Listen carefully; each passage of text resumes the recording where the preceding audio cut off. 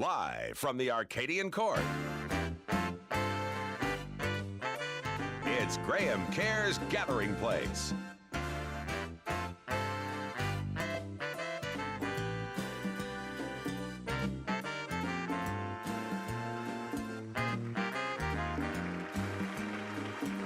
Now, the man who loves to cook for the people he loves. Here's Graham.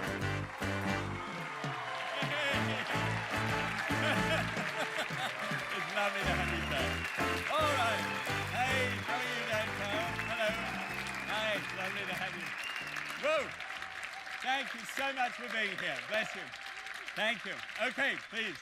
Let's get on with it. Sorry, that's before I think this is the Tonight Show. Okay. Evelyn Tribole, first of all, is I think a personal friend now. And you dress so brilliantly for today. You actually match our china, which I'm pleased. She's a Master of Science. She's a registered dietitian. She consults in Beverly Hills, of all places. And she's the author of a book called Stealth Health. And I've described this variously, but this is the most wonderful way of getting great nutrition into people when they don't want to eat healthily. I wonder whether any of you have ever gone to New Hampshire to a place called the Balsams. No? Oh, you have. How neat. One person. Let's go and join. You know where it is. Let's go.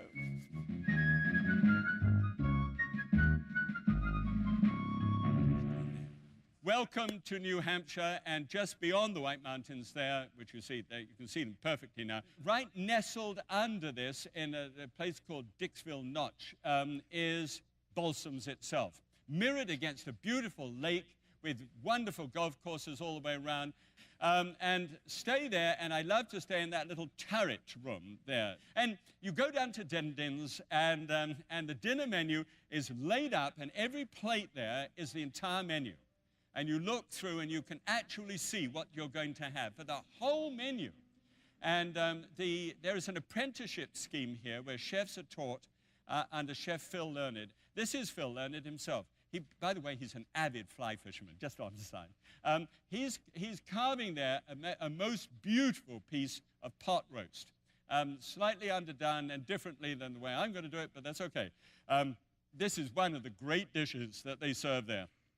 And when you sit down and let your knife blade sink through the tender meat and that gorgeous sauce that you get from a Yankee pot roast. I've got this great lump of red meat on there that I want to cook for you. And this is, the true Yankee pot roast. Melts in your mouth. Just delicious. Okay? Be back in just a moment. I'll cook it.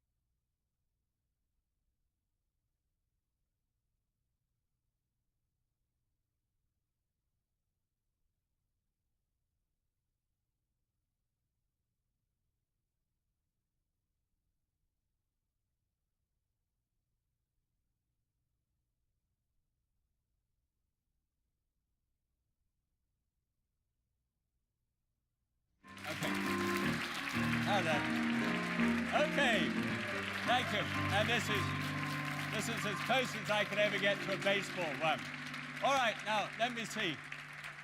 Now, finally, it's a stop signal. Oh, no, it's a stop signal. It is. Just to begin with, when I looked at it with my eyesight, I thought, he finally has stumbled onto good taste.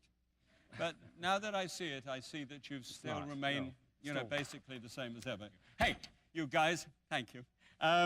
I've got a little pan on the heat. What I wanted to do is I wanted to take the absolutely magnificent dish, which this pot roast is, and what I wanted to do was to make sure that it was able to be done within reason. Now, we had a reasonable portion. I think it was a reasonable portion that Phil Leonard was actually sloshing up there. But quite often, when you buy a piece of pot roast in a restaurant, you're going to get about an 8-ounce portion of meat. Well, I want to take that down to 3.5 ounces. I want to show you what happens. But I also want to save 500 calories out of this one dish and get that down to a reasonable size. So we get iron, but we don't get it with a whole bunch of fat at the same time. Okay, now, the very first thing, let me just put a half teaspoonful of oil in the pan here. What I want to do is I want to be able to get an onion and do a sort of a fast chop through there just to get large pieces, hunks of onion, and drop that down in the pan. What I want from that when it sizzles is to sort of break out a natural volatile oil. So that's good, and it's sizzling away here, so now we can simply add the rest of it. Now, the rest of it is this, and this becomes extraordinary, you guys. This is tomato paste. Cook this down until it starts to be a brown color instead of being red. It's going to take about 6 minutes of sauteing in the pan, but, I don't have that amount of time. Let me show you this. I've got here just a regular old carrot and celery. And what I want with these is just to simply take the things into a large cut, all right?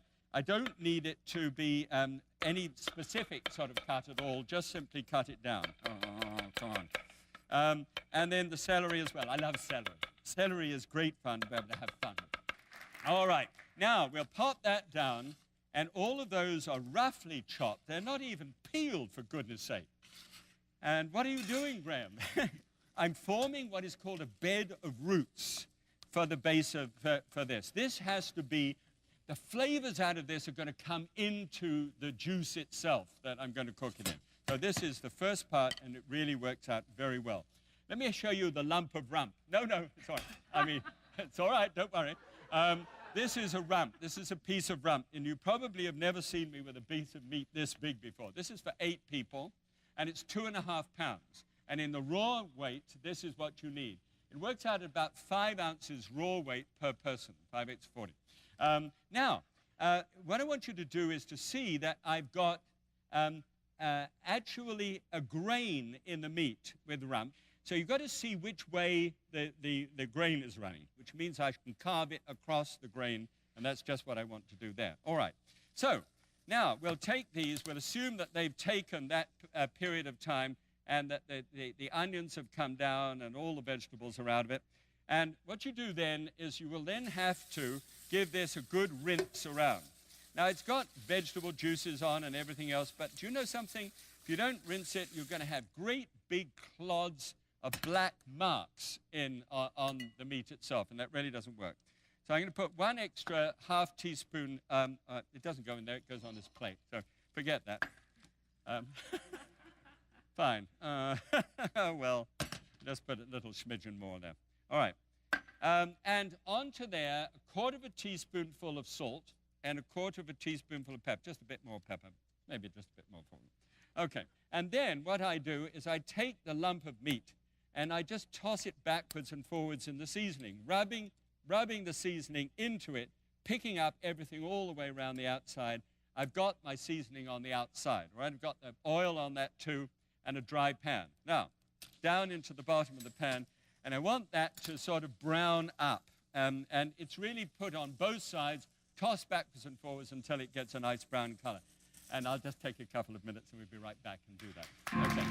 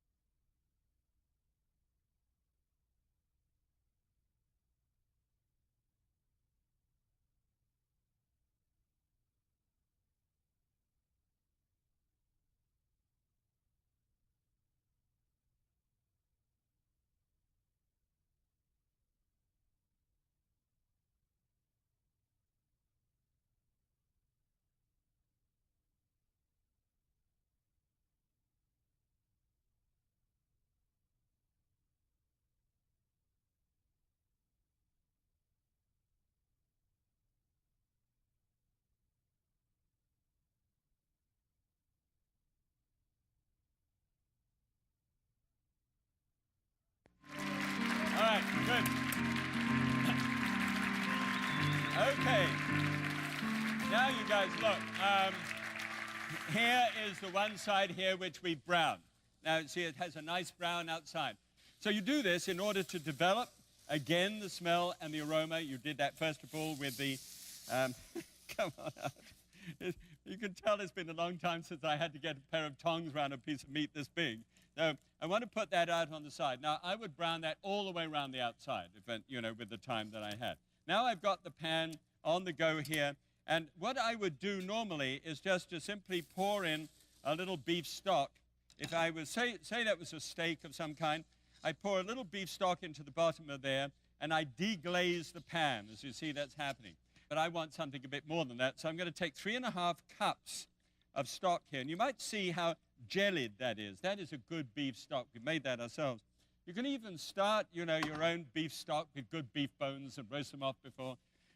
And I don't know whether you want to go to that amount of trouble. You can actually use a can of beef stock if you absolutely must, but don't use one of those nasty little packets. I really don't like the way they taste, and beef stock is reasonable. Okay, so we've got that on the go there, and we'll just put that up there. Here is some fresh vegetables. And what I want to do with these is to keep turning the carrot as I actually slice it. And it's called roll cutting. And if you keep cutting it around like this, what you get is something other than what you're normally used to on a carrot, normally little rings or something. And this one makes it look just a little bit different. So I've got 6 carrots there and a couple of little turnips, you know, these little things which have these purple tops. It's the designer vegetable. And these things here, I just want to put into a pan which is some boiling hot water, a little bit of salt in it, and just drop those in and cook those for about 15 to 20 minutes, just until they're tender. And I want to cook those separately because the other vegetables that are in here have really gone a bit far. Let me show you how far that goes. Here's the one where it's actually been cooked.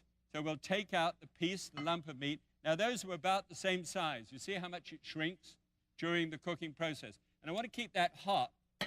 So I'm going to put a sort of cloche over the top of it. It's amazing when you actually contain something, how it's kind of a hot box principle.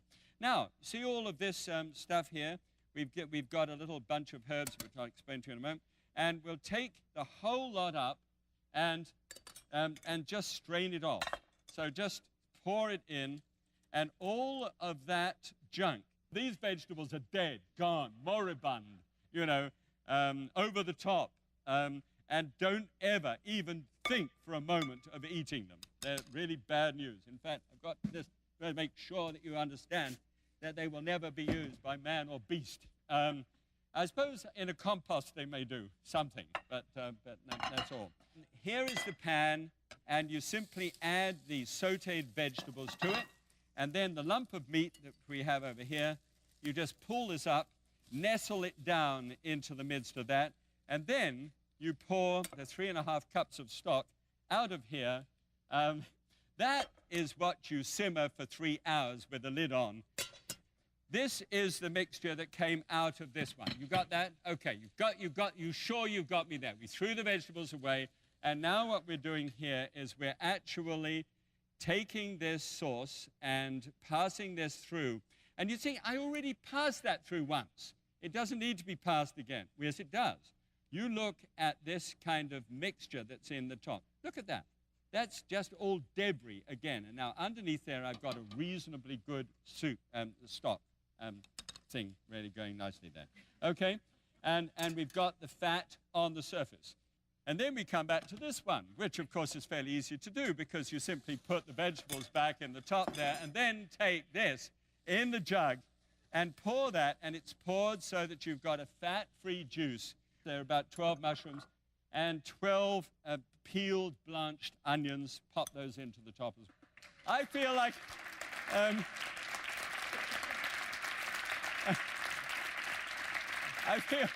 I feel like I'm on a campaign trail for an elected office, and I've forgotten what I'm going to promise people. So, all right, so that's done, and that's beautiful. That's going very nicely there. All right, and now we've got this, which we're going to carve up in just a moment. That's perfectly all right. This has got to be brought to the heat, and I'm going to second that in just a moment. Is everything clear? Oh, you promised me that it's clear. Okay, then one moment. I just want to add one thing. I want to add just 2 tablespoons full of vinegar to that sauce there. And in addition to which, a little bunch of herbs needs to go into this one here with the vegetables. And you just tie the herbs together. It's thyme, bay leaves, peppercorns, just a couple of cloves and some parsley. And you wrap it all up and tie it together and put that into the dish. Okay, you got it? 3 hours, comes out, vegetables there. All right, we'll just bring this up to the heat just a little bit more. Over here, under the cloche, I've got that nicely done. This is ready for a little bit of a carve up. And all I have to do to the sauce that we've done here, first of all, is to taste it. It's come up to the heat. The mushrooms have cooked through in that time. And then just 1 teaspoonful at a time. You don't plunge it back into the dish.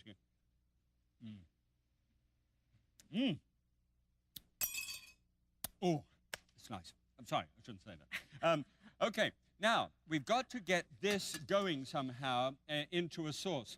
And normally, the way this would be done is that there would be some sort of flour in the beginning part, would be thrown onto the onions, and you would cook all of this together, and the flour would have time to be able to become a thick sauce. Now, this is arrowroot here, and I want to add about a tablespoonful per cup. I don't want to add any more than that. The trouble with arrowroot, when you start adding it, it's a wonderful ingredient. It thickens just whilst you look at it. I mean, it doesn't even have to boil. And arrowroot is just a very fine, delicate starch, which is very easily digested. It has no flavor and has no color when you've actually done it. It's better than cornstarch because cornstarch is opaque and has a bit of a floury taste to it. You have to boil it for 30 seconds to get it out. Okay, that's fine. Going well. All right, so then you would simply take this. Now, you remember we wanted to cut it across the grain. And let me just get this off here and onto the plate. And it will look just like this. I want you to know that we want you to see what you are getting into. Now, if I cut it down that way, that one is with the grain, okay? And you see what happens. It's all stringy in that fashion. So I've got to turn it across the grain there and start being able to cut down across the grain there.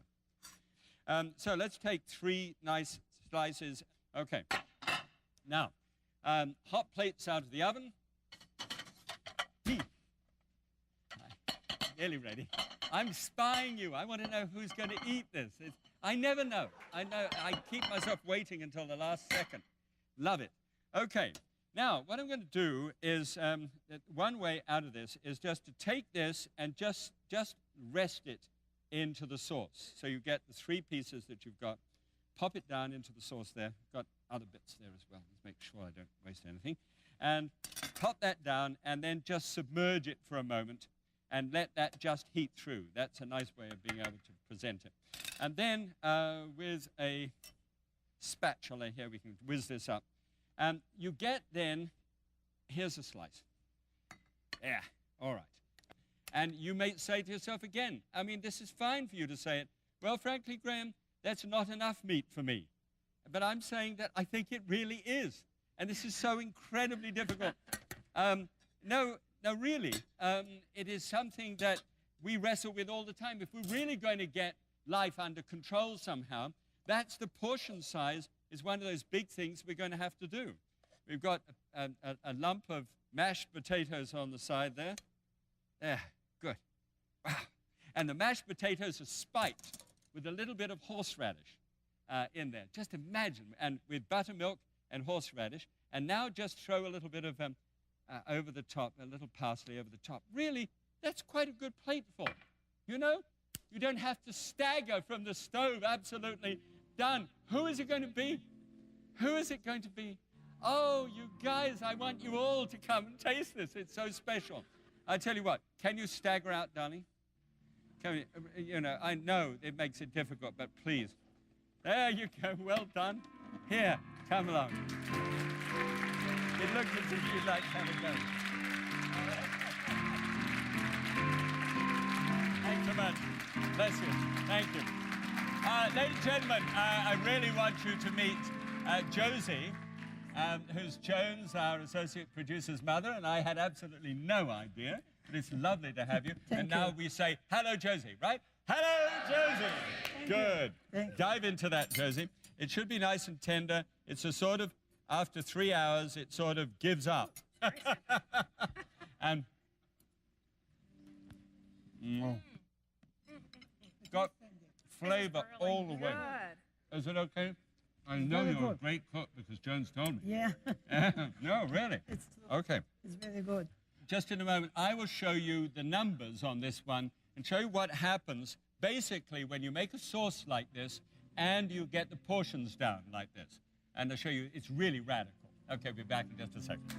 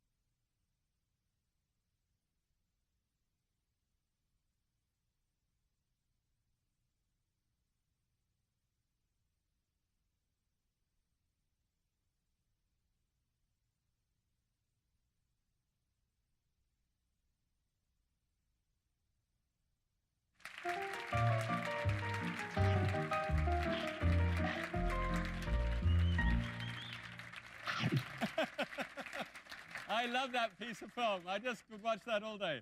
And I didn't like eating anything else but eights. Okay, 903 calories. That would be your pretty standard portion of a Yankee pot roast. This one is 390. That's a tremendous drop. Remember how we've done that, though. 53 grams of fat down to 8 grams of fat. And this is the selection of the rump and also the way we cooked it and strained away that fat on that sauce. 3 is saturated fat, 63 is carbohydrates, and 6 is fiber. So I think all the way around you would get a really good dose of iron and then serve the citrus following that. Thank you so much for being with me again. Love you to come back if you would. Thank you so much, Josie. Thank you for Joan as well. Thank you very much again. And the next episode of The Gathering Place, we are going to New Brunswick, an Atlantic province of Canada, and we're going to see Brunswick stew. Used to be made with squirrels, but don't worry about that. We're not going to do it that way. With chicken for you on the next episode. See you then. God bless you.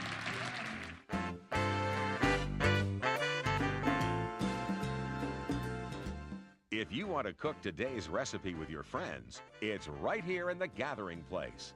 Graham is now cooking every single recipe in the book so that you can join him and Trina as they search the world for recipes just for you.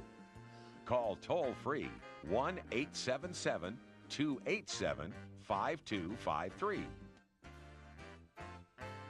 Graham Kerr's Gathering Place was taped live before a studio audience at the Arcadian Court, located at the Bay's Queen Street store in Toronto. Housewares and set furnishings for Graham Kerr's Gathering Place provided by the Bay. Graham Kerr's wardrobe provided by Genesis, Toronto's exclusive store for the man with style.